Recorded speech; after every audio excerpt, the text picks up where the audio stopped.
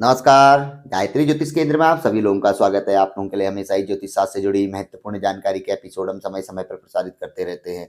ज्योतिष शास्त्र से जुड़ी हुई हर प्रकार की जानकारी हम आप लोगों के लिए लेकर आते हैं। जानकारी ऐसी कि जिस पर यदि आप अमल करते हैं तो प्रतिफल आप अवश्य ही देखते हैं। आज भी हम आप लोगों के लिए अत्यंत महत्वपूर्ण जानकारी ज्योतिष शास्त्र से जुड़ी हुई लेकर आए हैं। कभी कभी अक्सर ऐसा होता है कि हमारे ऊपर अक्सर क्रूर ग्रह, पाप ग्रह या कष्टदायी ग्रह एक साथ आकर बैठ जाते हैं और पीड़ा देना शुरू कर देते हैं चारों ओर से। जैसे मान के चलिए कि शनि राहु केतु को जबरदस्त पीड़ा कारक ग्रह माना गया है।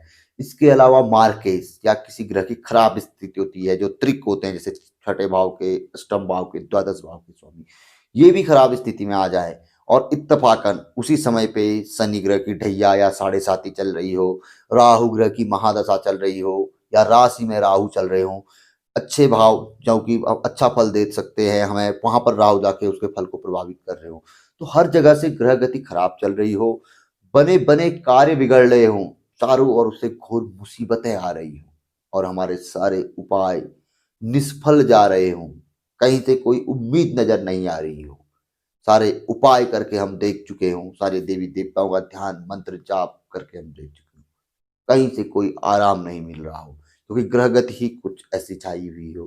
ज्योतिषी के पास जा रहे हैं, वो बता रहा है कि भाई शनि की भी पीड़ा है, राहु की भी पीड़ा है, केतु की भी पीड़ा है, मंगल भी पीड़ित है, अष्टमेश भी पीड़ा दे रहा है, इसके अलावा दैवीय बाधा है और रत्न बता चुके हैं, वो रत्न आपने धारण कर लिए हैं, मंत्र जाप आपने, कोई असर नहीं है।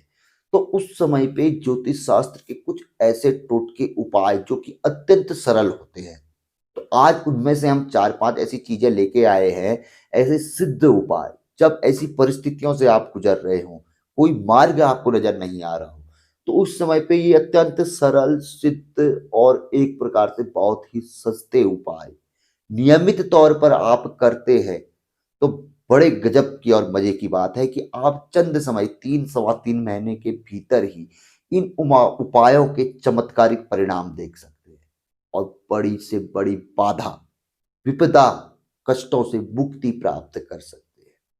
तो आपको बताएंगे कि ये 5 सरल से उपाय कौन से हैं। सब कुछ छोड़ दीजिए, बस इन उपायों के पीछे आप पड़ जाइए। तो पहला बताया गया है कि नियमित रूप से आप काले कौवे या काले कुत्ते को प्रतिदिन रोटी या कुछ न कुछ खिलाना शुरू कर दें। पहला ऐसा उपाय। आप सब छोड़ दीजिए, भले किसी ने कहा है, नहीं कहा है, भले थोड़ा दूर जाना पड़े, देखो ढूंढने से तो भगवान भी मिल जाते हैं। अब कष्ट तो करना ही पड़ेगा, नियमित थोड़ा जाना पड़ेगा, 1-2 दिन जाओगे, हो सकता है पहचान के आपके नजदीक आ जाए या कौवे वाले स्थान पर, ये तो आप पे निर्भर करता है। भले आप कहाँ भी रह रहे हैं, कैसे भी रह रहे हैं, कैसी परिस्थिति है, कोशिश दिन भर में अवश्य करनी है कि काले कौवे काले कुत्ते को रोटी अवश्य दे देनी है। ये बहुत महत्वपूर्ण कार्य है।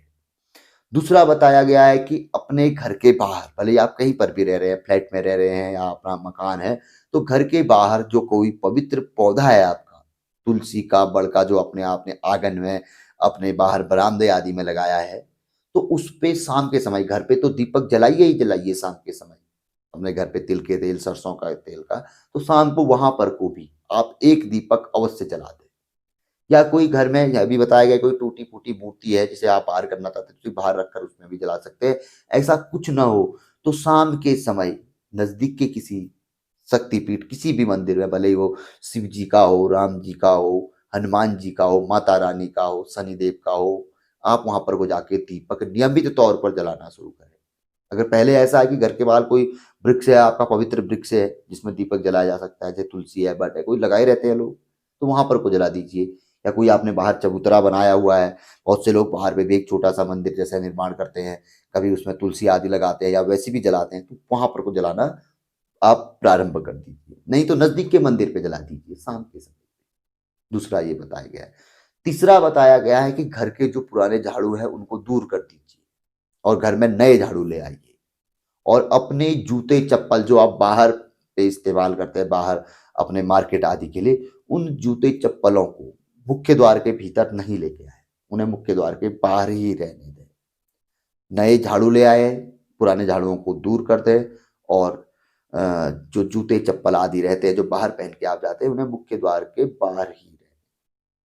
चौथा बताया गया है कि किसी भी रविवार, बुधवार, बृहस्पतिवार की प्रातःकाल या दिन में या सायं शुभ मुहूर्त में एक सुदर्शन चक्र, तांबे का एक चक्र आता है ना, सुदर्शन चक्र जैसे रेखाएं होती है उसमें, जैसे सूर्य की तरह किरणें होती है, तो उस सुदर्शन चक्र को मुख्य द्वार के ऊपर पे लटका दे, सिद्ध करके किसी पंडित जी आदि से प्राण प्रतिष्ठा करते हुए सुदर्शन चक्र आता है, लोग लगाते भी है उसे, तो मुख्य द्वार के ऊपर पे उसे किसी रविवार, बुधवार, बृहस्पतिवार की प्रातःकाल, दिन, साय शुभ मुहूर्त में लटका दे। पांचवा अत्यंत महत्वपूर्ण बताया गया है कि नियमित तौर पर घर पे गंगा जल, गोमूत्र का छिड़काव करें जितना हो सके, घर के बाहर, घर के भीतर, और अपरिचित व्यक्ति को, जिसे आप नहीं जानते, भले वो कितना ही मजबूर क्यों ना हो, उसे घर के मुख्य द्वार के भीतर प्रवेश ना करने दें इस अवधि में। यदि आप इन छोटी छोटी चीजों को करते हैं, 4-5 चीजों को, तो इसका असर आपको 1-2 दिन के भीतर ही देखने में आएगा और बहुत ही कम समय में आप अपनी भारी से भारी मुसीबतों के लिए मार्ग ढूंढ लेते हैं या उनसे मुक्ति प्राप्त आप कर लेते हैं।